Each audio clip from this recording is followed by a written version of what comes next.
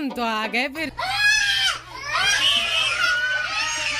अबे तू कौन है? चले एक काम कर, 200 रुपए दे और 50 रुपए काट ओवर एक्टिंग के वजह। चलिए शुरू करते हैं। आइए देखते हैं, बैठ मजा आएगा।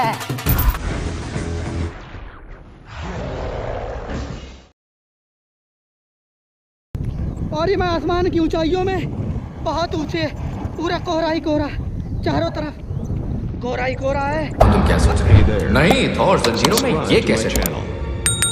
देखो कभी कभी कुछ जीतने के लिए कुछ हारना पड़ता है, और हार के जीतने वाले को लंबी कहानी है। पर बात यह है कि मैं हीरो हूं ना।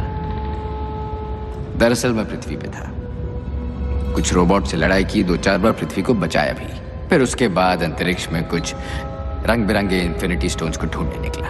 कुछ नहीं मिला। मिला तो एक कांटों भरा रास्ता, जिस पे मिली मौत और बर्बादी, ये जंजीरें, आखिरकार ये पिंजरा, और यहां मिले तुम।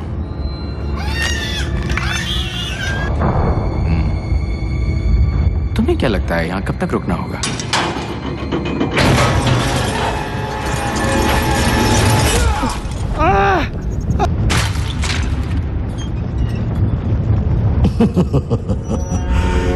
थॉर, ओडिन का बेटा। सटर, उल्लू का पट्टा। तुम अब तक जिंदा हो? मुझे लगा पिताजी ने तुम्हें उस त्रेता युग में मार डाला था। मैं मर नहीं सकता जब तक मेरी किस्मत मुकम्मल और तुम्हारा घर बर्बाद ना हो। हाँ, तुमने बताया तो समझ आया। मुझे भी कई दिनों से डरावने सपने आ रहे हैं कि एसगार्ड की लंका दहन हो रही है और तुम सटर पूंछ घुमाए इधर उधर फुदक रहे हो। वो सपना नहीं, रैग्नारॉक है, एसगार्ड का सर्वनाश, भविष्यवाणी के मुताबिक।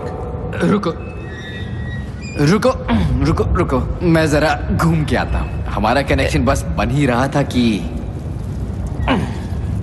हाँ, तो रैग्नारॉक बताओ जरा, क्या है ये प्रलय? मेरा समय आ गया है। जब मेरा मुकुट और अनंत अग्नि मिलेंगे, मेरी शक्ति चरम सीमा पे होगी।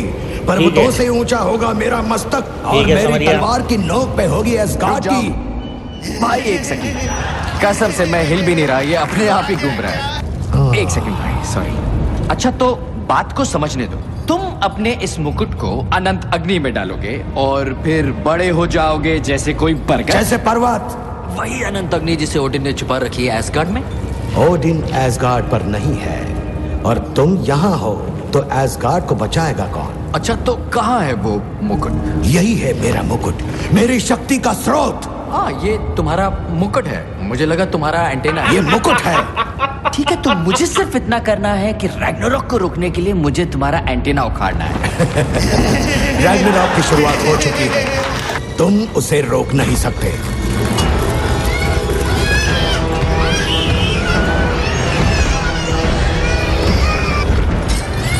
मैं एसगार्ड का अंत हूँ, और तुम भी। सबका सर्वनाश, सब होंगे भस्म। ओह, इतना गुस्सा। सच कहूं तो तुम्हें बड़ा होके पूंछ घुमाते आग लगाते देखना मजेदार होता, लेकिन इस पिक्चर का क्लाइमैक्स थोड़ा अलग है, क्योंकि मैं अभी ये जंजीर तोड़ के, तेरे सींग उखाड़ के, तेरी मांग उजाड़ के एसगार्ड की तिजोरी में डालने वाला हूँ। तुम रैग्नारॉक रोक नहीं सकते। क्यों लड़ रहे हो? क्योंकि हार के जीतने वाले को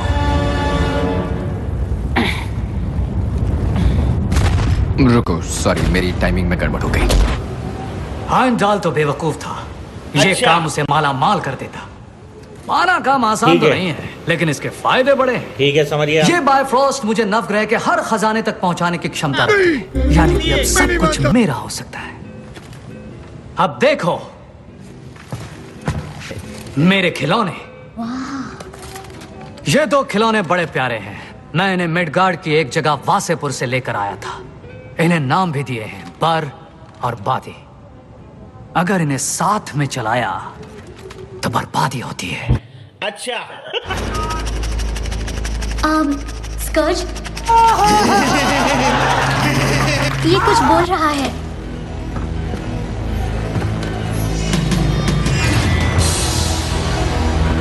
आज तो तुम्हारा लकी डे।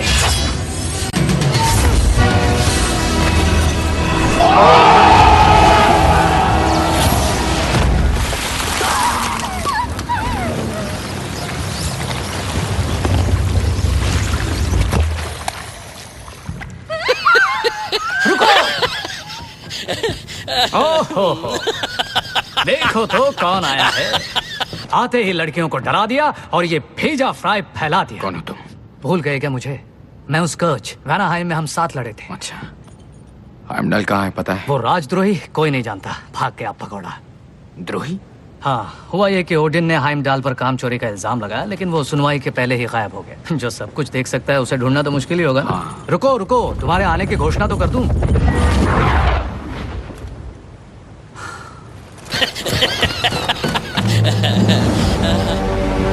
मुझे क्षमा कर दो। लेडी सिर्फ वैची को बुलाइए। वैची को बुलाओ। मैं बहुत शर्मिंदा हूँ।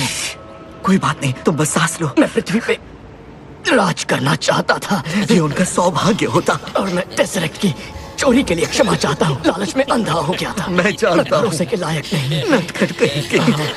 तुम्हें मेंढक बनाने के लिए क्षमा चाहता हूँ। वो वाकई अच्छा मजाक था। अच्छा नहीं, बहुत अच्छा था। तुम एस्गार्ड के रक्षक हो। मेरी कहानी सबको सुनाना और मेरी एक मूर्ति बनाना। हाँ, बहुत बड़ी मूर्ति बनाएंगे। मेरा शीश कवच हो, घुमावदार सिंह के साथ। मैं पिताजी को बताऊंगा तुम्हारे इस बलिदान के बारे में। मैंने ये उनके लिए नहीं किया। मैंने ये उनके लिए नहीं किया भाई।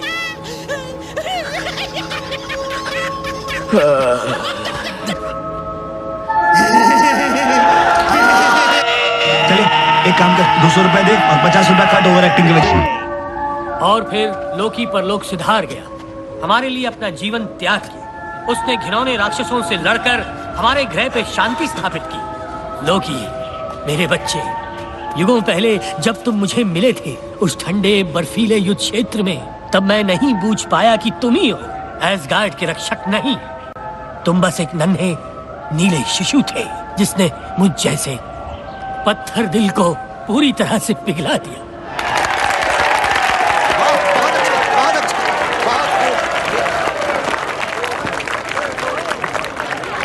पिताजी। ओ तेरी, मेरा बेटा थॉर वापस आ गया है। जीते रहो मेरे बच्चे। बड़ा दिलचस्प नाटक है, इसका नाम क्या है? एस्गार्ड के लोकी की ट्रेजेडी। जनता उसे श्रद्धांजलि देना चाहती थी। हाँ, देनी भी चाहिए। वैसे मूर्ति अच्छी है, उसकी असली शक्ल से कई गुना बेहतर है। छल कपट और कमीनापन दिखता ही नहीं। वैसे आपको पता है ये क्या चीज है? ओह, सर्टर की खोपड़ी। ये तो बहुत ही खतरनाक हथियार है। एक काम करो, इसे तिजोरी में डाल दो ताकि ये फिर से भयानक राक्षस बनकर सब कुछ भस्म न कर दे। शुक्रिया बेटा। अब तो तुम पृथ्वी पे लौटने की जल्दी में हो? नहीं, कुछ दिनों से डरावने सपने आ रहे हैं मुझे। रोज सपने में देखता हूँ कि एस्गार्ड भस्म हो रहा है। ये तो एक बेकार सा सपना है। खाली दिमाग शैतान का घर होता है। हो सकता है, पर फिर जब मैंने छानबीन की तो पता है मैंने क्या देखा? कि नवग्रहों में उथल पुथल मची है। एस्गार्ड के शत्रु हमारे विरुद्ध षड्यंत्र कर रहे हैं और आप ओडिन, नवग्रह के रक्षक, यहाँ आराम से नाइटी पहनकर अंगूर खा रहे हैं और ताली बजा रहे हैं। नहीं बेटा, पड़ोसियों की आजादी की इज्जत करना भी जरूरी है। हाँ, क्यों नहीं, चाहे वो आजादी के नाम पर कत्लेआम क्यों न करें। देखो, मुझे कई जरूरी काम करने पड़ते हैं। जैसे नाटक? नहीं, मेरी मीटिंग्स हैं, सुरक्षा समिति है और लातों के भूत बातों से नहीं। क्या मतलब?